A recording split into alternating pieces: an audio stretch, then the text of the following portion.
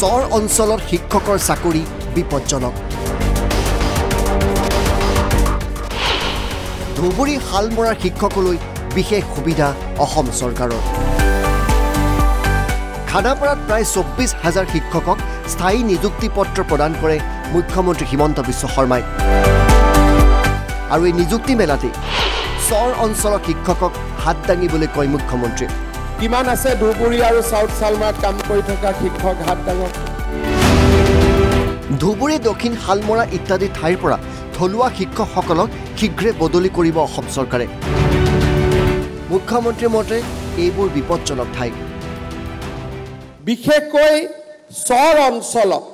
12 বছৰ 10 বছৰ ধৰি কাম কৰি যিসকল শিক্ষক শিক্ষয়িত্ৰী আছে তেওঁলোকক মই আশ্বাস দিছো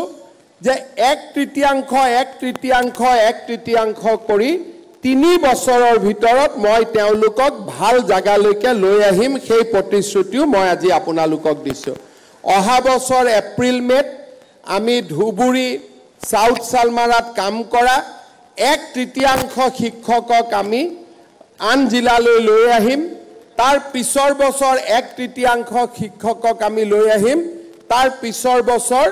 1/3 শিক্ষকক আমি লৈ আহিম যাতে ধুবুৰী সাউথ সালমাৰাৰ দৰে বিপজ্জনক স্থানত কাম কৰি থকা শিক্ষকসকলেও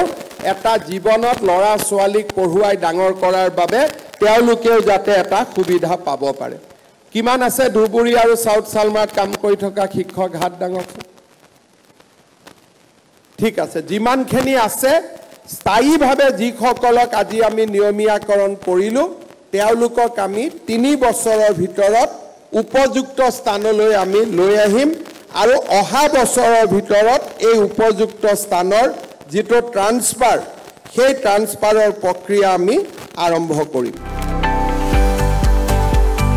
3টা বছৰৰ ভিতৰত স্থায়ী শিক্ষকসকলক আন ঠাইলৈ আনিব অসম চৰকাৰে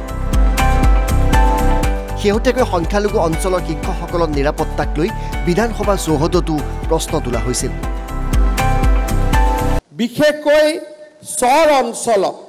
12 বছৰ 10 বছৰ ধৰি কাম কৰি যিসকল শিক্ষক শিক্ষয়িত্ৰী আছে